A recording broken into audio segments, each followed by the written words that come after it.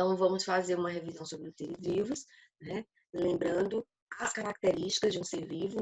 Lembra que nós falamos que, na verdade, a principal característica é que ele está vivo. Só que a vida é um conceito que a gente não tem ainda, assim, de forma concreta, né? O que é vida? Nunca chegar a um consenso, né? Do conceito real sobre isso. Mas nós temos algumas características que o ser vivo ele precisa manifestar para que ele seja considerado um ser vivo. Como, por exemplo, ser constituído por célula. Todo ser vivo é formado por célula, nem que seja uma célula. As células são as unidades estruturais e funcionais de seres vivos, é a menor unidade de um ser vivo. E os seres vivos, eles podem ser constituídos por apenas uma célula ou por várias células. Quando ele é formado apenas por uma célula, ele é chamado de ser unicelular. Quando ele é formado por várias células, pluricelulares. Nós, seres humanos, somos pluricelulares, porque somos formados por milhares de células. A bactéria e alguns protozoários são seres unicelulares, porque são formados por apenas uma célula. É muito importante vocês observarem isso. E existem dois tipos básicos de célula, que são as células eucariontes e as procariontes. Nomezinho diferente, mas que vocês já estão aprendendo. Qual a diferença, professora, entre procariontes e eucariontes? Bem, as células, elas são bem parecidas, mas a diferença é que na célula procarionte, o núcleo ele está disperso no citoplasma. O núcleo ele não está revestido por uma membrana, diferente da célula eucarionte. Na célula eucarionte, o núcleo da célula ele está revestido por uma película, por uma membrana. Então, essa é a diferença. Procarionte, núcleo disperso, núcleo jogado no citoplasma. Eucarionte, núcleo revestido por uma membrana. Muito cuidado, porque às vezes a pessoa ela tende a dizer que na procarionte não tem núcleo. Tem, gente. Só que o material genético, que é o que está dentro do núcleo, ele está disperso. O núcleo não está delimitado. Eu coloquei aí 3 exemplos de célula, que eu já tinha colocado também para vocês, que é uma célula animal, uma célula vegetal e uma célula bacteriana. É interessante, meninos, vocês aprenderem a diferenciar, né, através das imagens. Você observa que a célula vegetal, ela é um pouco mais, não é quadrada, mas ela é mais rígida, né? Ela tem as paredes mais definidas. No caso da célula animal, não. A célula animal, ela tem, ó, ela é mais assim, arredondada, ela não vai ter aquelas paredes mais rígidas.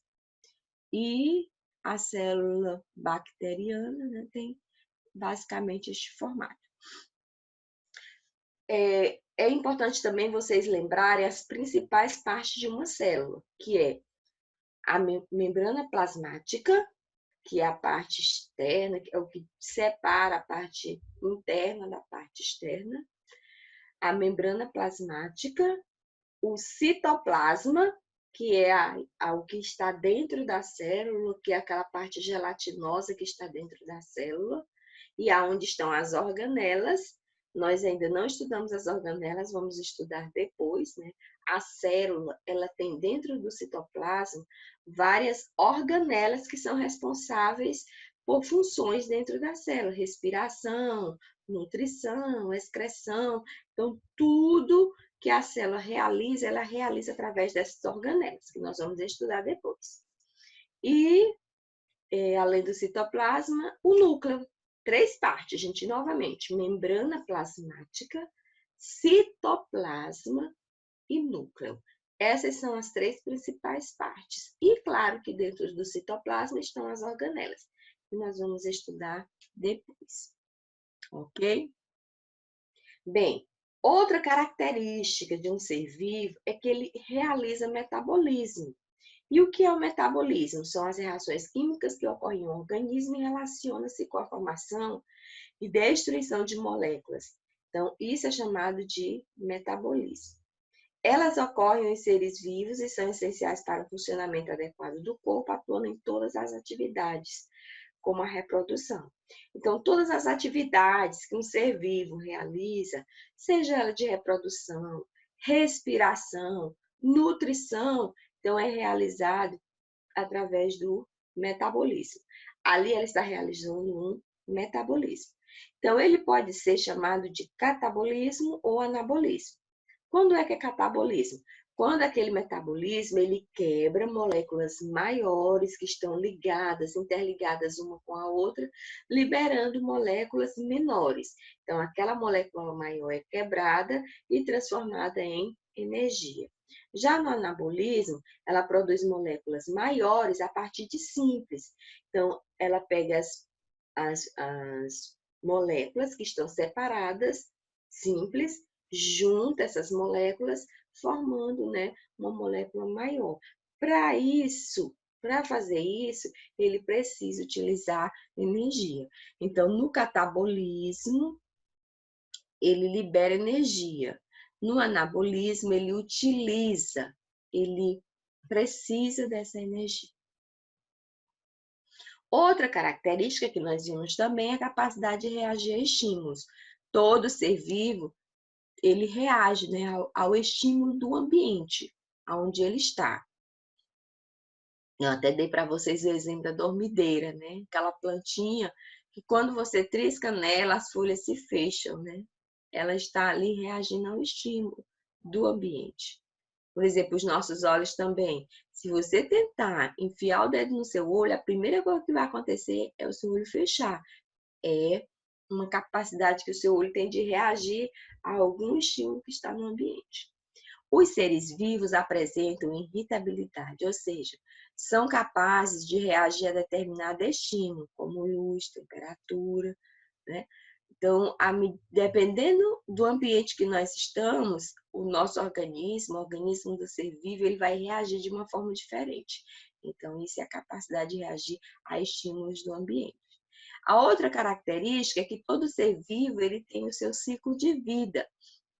Ele nasce, cresce, se reproduz e morre. Então, quem está vivo um dia tem que morrer. Então, todo ser vivo um dia vai morrer. Então, o ciclo de vida é o tempo entre o nascimento e a morte. E todo ser vivo tem esse tempo. Uns têm mais, outros têm menos, mas todos têm esse tempo. Aí, por que é importante o ciclo de vida? O ciclo de vida ele é importante para garantir a continuação da espécie. Sem reprodução, a espécie entra em extinção, ela acaba, né? Como muitos seres vivos que nós temos estudado que já estão entrando em extinção, se não houver, né, uma continuidade na reprodução. Essa reprodução ela pode ser de duas formas, sexuada ou assexuada.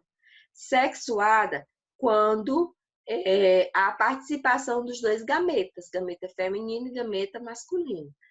Na assexuada, não precisa da participação dos dois gametas, né? Somente um ser vivo ele é capaz de produzir um outro ser vivo. Então, aí é chamada de assexuada. Nós falamos também da sequência dos níveis de organização dos seres vivos. Então, eles são formados por células, várias células vão formar os tecidos, vários tecidos juntos vão formar os órgãos, vários órgãos vão formar os sistemas e vários sistemas organizados formam o que nós chamamos de organismo. Então, essa sequência é extremamente importante que vocês compreendam. Mas a célula ela não é o início de tudo, ela é o início da formação de um ser vivo. Mas antes da célula, existe o que nós chamamos de átomo. O átomo é a unidade básica da matéria. Nós, seres humanos e os seres não vivos também, eles são formados a partir da matéria. E a matéria, ela é formada por átomos. Então, vários átomos juntos formam o que nós chamamos de moléculas. Então, vários átomos se reúnem, se ligam um ao outro e formam as moléculas. As moléculas, elas vão se organizando e formando as organelas, que aí tem organoide, mas é a mesma organelas. As organelas vão formando as células, é isso. Lembra que eu falei que a célula tem várias organelas? E as células vão formando os tecidos, então os tecidos vão formando os órgãos, coração, pulmão, intestino, estômago. Os órgãos vão formando os sistemas, que é por onde acontecem os nossos metabolismos, né? as funções vitais dos seres vivos. E depois forma o organismo. Nós também vimos na questão da natureza, né, que esse organismo, ele pode, quando eles vivem junto, que são de uma mesma espécie, eles são chamados de população. Várias populações, que são vários seres vivos de espécies diferentes, vai formar o que nós chamamos de comunidade. Várias comunidades interagindo com o meio ambiente, com o meio abiótico, é chamado de ecossistema. Vários ecossistemas vão formar o que nós chamamos de biosfera. Não esquecendo a sequência, né? Célula, tecido, órgão. Vários órgãos vão formar o sistema. Então, o sistema é um grupo de órgãos que atua de maneira conjunta, desempenhando determinados papéis no corpo humano. Então, o nosso corpo ele é formado por vários sistemas que estão interligados entre si. E interligados entre si, eles exercem um papel extremamente importante. Um sistema depende do outro. Eu coloquei aqui essas imagens, né, mostrando aqui, por exemplo, o sistema circulatório, que tem o coração, o sangue, as veias, certo? Aqui nós temos também o pulmão, os rins estão aqui atrás. Então, aqui nós temos o sistema digestório. Então, meninos, são vários sistemas. Sistema esquelético, sistema digestório, que eu mostrei agora, urinário, sistema nervoso, sistema genital, sistema endócrino, sistema linfático. Então, o nosso corpo ele é formado por muitos sistemas e todos são importantes. Não existe um menos importante do que o outro. E eles estão interligados, um depende do outro. Por exemplo, no meu sistema respiratório, eu respiro, adquiro o oxigênio. Mas o oxigênio, ele precisa ser levado para as células. Ele é levado através do sistema circulatório. Então, vocês estão vendo um sistema dependendo do outro. Então, são vários sistemas no nosso corpo. Bem, esses sistemas juntos, ligados, eles vão formar o organismo humano, que é essa máquina completa que nós temos, que é formado pelo conjunto de todos os sistemas. No entanto, um organismo pode ser constituído por uma única célula, sendo então chamado de unicelular. No caso das bactérias, que é um organismo mais simples, né? Não é tão complexo. E é formado, né? As bactérias são formadas apenas por uma célula. E organismos mais complexos, como o ser humano, que são formados por várias células. Bem, um organismo, quando ele se junta, que o organismo, a gente é por exemplo, no ser humano, é o ser humano. Um cachorro é um cachorro. No lobo, é um lobo. Então, é uma espécie, é um ser vivo. Então, quando vários organismos se juntam, eles vão formar o que nós chamamos de população, que é um grupo de organismos da mesma espécie que eles habitam em determinada área, em um determinado período, com uma determinada característica. Então, vários lobos reunidos formam uma população de lobo. Vários homens reunidos formam uma população de homem, ok? Bem, aí nós temos também, quando várias populações se reúnem, elas vão formar o que nós chamamos de comunidade, que é um conjunto de populações diferentes que habitam em uma determinada área em um determinado tempo. Aí nós temos aí como exemplo uma comunidade de árvores com uma comunidade de lobos, uma comunidade de cobra. Então, nós temos aí várias populações juntas que formam uma comunidade. Só recapitulando aqui para não confundir. Eu falei aqui população e comunidade junto. Então, vários organismos formam uma população. Várias populações formam uma comunidade, como nós estamos vendo aqui, ó. População de lobo, população de árvores, população de cobra. Então, várias populações formam uma comunidade. E várias comunidades, como vocês estão vendo aí, juntas, vai formar o que nós chamamos de ecossistema. O que é ecossistema?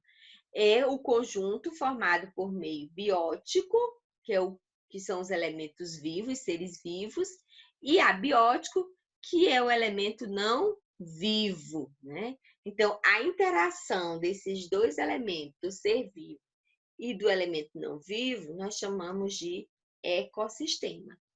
E, por último, nós temos a biosfera, que é o nome dado ao conjunto de todos os ecossistemas que existem na Terra. Ok, meninos? Então, seguindo aqui. Depois do organismo, nós temos a população. Depois da população, nós temos a comunidade. Depois da comunidade, nós temos os ecossistemas. E vários ecossistemas formam o que nós chamamos de planeta, biosfera, né? Tudo que tem vida nesta Terra. Ok, meninos. Bem, hoje nós encerramos essa parte, né, de níveis de organização.